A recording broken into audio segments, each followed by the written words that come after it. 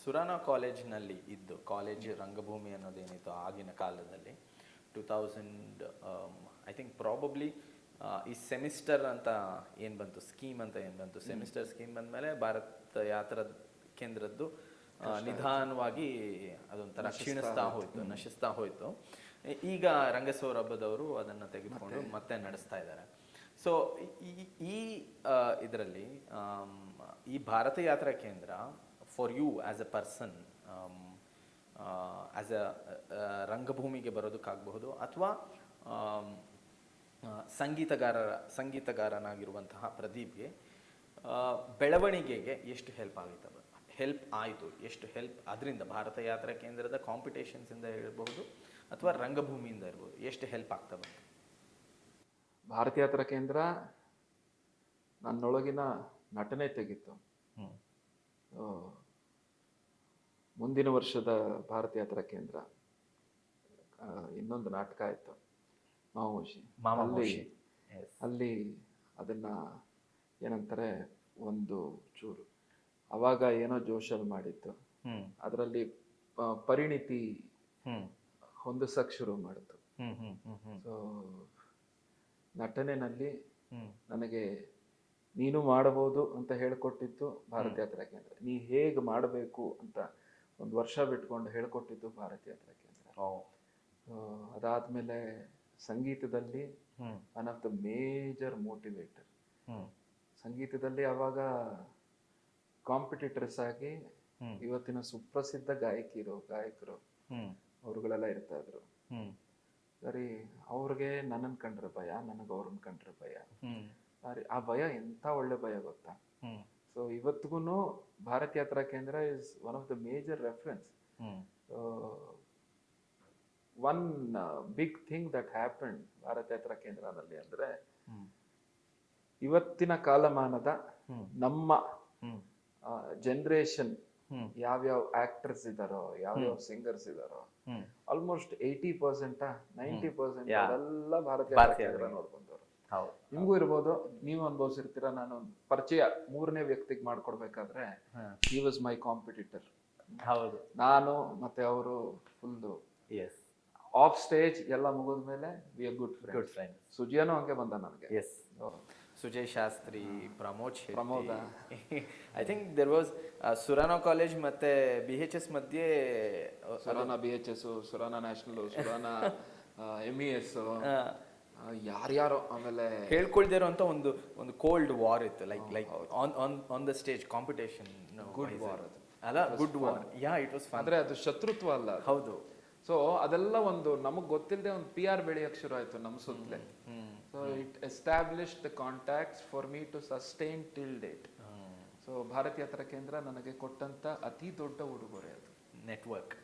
Exactly. Competitors, network and ಅದ್ರ ಮೂಲಕ passion to stay there. Exactly. ಆಮೇಲೆ ವಿದ್ಯೆ ಹೇಳ್ಕೊಡ್ತು ನನಗೆ ಆಸ್ ಅನ್ ಆಕ್ಟರ್. ಈ ತರ ಇರಬೇಕು, ಒಂದಿಷ್ಟು ಬೇಸಿಕ್ಸ್ ಹೇಳ್ಕೊಡ್ತು. ಆಮೇಲೆ ಮುಂದೆ ಹೆಂಗೆಂಗೂ ಹೋಗಿ ಬೇರೆ ಏನೇನೋ ಆಯ್ತು. ಬಟ್ ಇದೇ ಕೊಟ್ಟು ಬುನಾದಿ. ಕಮಿಂಗ್ ಟು ದ್ಯಾಟ್ ಪೋಲಿಕಿಟಿಲಿ ನಟನೆ ಅಲ್ಲದೆ ಇದ್ರು ಐ ಥಿಂಕ್ ಮ್ಯೂಸಿಕ್.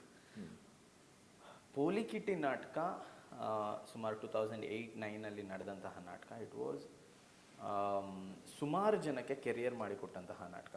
ನಾನು ಲಾಸ್ಟ್ ಫ್ಯೂ ಎಪಿಸೋಡ್ಸ್ ಮುಂಚೆ ನಾವು ಗಣೇಶ್ ಶಂಕರ್ ಜೊತೆ ಮಾತಾಡಿದ್ವಿ. ಐ ಥಿಂಕ್ ಇನ್ನೊಂದು ಇಷ್ಟರಲ್ಲೇ ಬರುತ್ತೆ, ಆ ಎಪಿಸೋಡ್ ಕೂಡ ಏರ್ ಆಗುತ್ತೆ. ಸೊ ಅದರಲ್ಲಿರುವಂತಹ ಗಣೇಶ್ ಶಂಕರ್ ಇರಬಹುದು, ಬಜರಂಗಿ ಲೋಕಿ, ಸಂದೀಪ್ ಜೈನ್ ಇರಬಹುದು, ಸಾಕಷ್ಟು ಜನ ಈಗಲೂ ಥಿಯೇಟರ್ ಅಥವಾ ಸಿನಿಮಾದಲ್ಲಿ ತೊಡಗಿಸ್ಕೊಂಡಿದ್ದಾರೆ, including me and including you also. So Polikitti ನಾಟಕದ ನನಗೆ the best moments for you and probably one good song from Polikitti if you can. ಒಂದು ಒಳ್ಳೆ song that was the best part. ನಾಟಕದ ಎನರ್ಜಿಗೆ ಸೂಟ್ ಆಗುವ ಹಾಗೆ ಸಂಗೀತ ನಿರ್ದೇಶನ ಮಾಡಿ ಹಾಡಿರುವಂಥದ್ದು ಇದೆಯಲ್ಲ, ಅದು ಐ ಥಿಂಕ್ ಆ್ಯಸ್ ಆ್ಯಕ್ಟರ್ ನಾನು ಆ್ಯಕ್ಟ್ ಮಾಡಿರೋದ್ರಿಂದ ಆ ನಾಟಕದಲ್ಲಿ ನಮಗೆ it was a big boost, especially with the singing. ನಾವು ಸ್ಟೇಜ್ ಮೇಲೆ ಬರ್ತಿದ್ದ ಹಾಗೇ ಆ ಹಾಡು ಆದ ನಂತರವೋ ಅಥವಾ ನಾವು ಸ್ಟೇಜಲ್ಲಿ ಇರಬೇಕಾದ್ರೆ ಆ ಹಾಡು ಇದೆಲ್ಲವೂ ನಮಗೆ ನಟನಾಗಿ ನಾವು ಬೇರೆ ಒಂದು ಝೋನ್ಗೆ, ಆ ಸೀರಿಯಸ್ ಝೋನ್ ಅಂತ ಹೇಳ್ತಾರಲ್ಲ, ಆ ಝೋನ್ಗೆ ಕರ್ಕೊಂಡು ಹೋಗ್ತಿದ್ದಂತಹ ಅದು ಐ ಥಿಂಕ್ ಆ magic was with the music what you composed.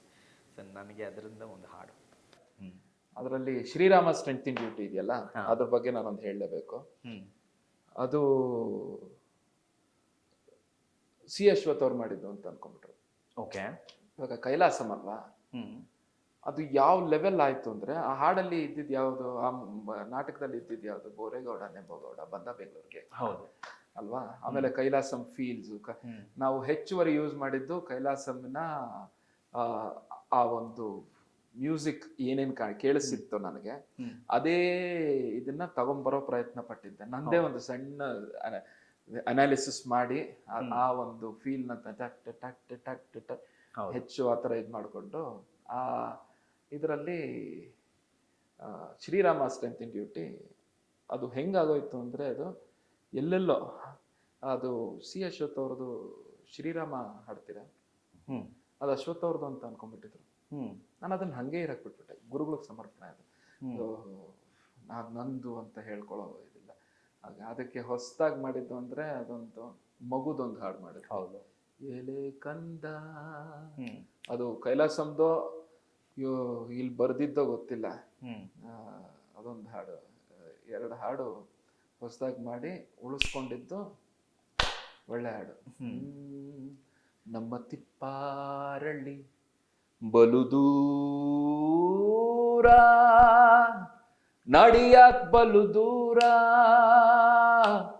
ನಮ್ಮ ತಿಪ್ಪಾರಳ್ಳಿ ಬಲು ದೂರ, ಆದ್ರೆ ಅಲ್ಲೋಳ್ ನಂಬಸ್ವಿ.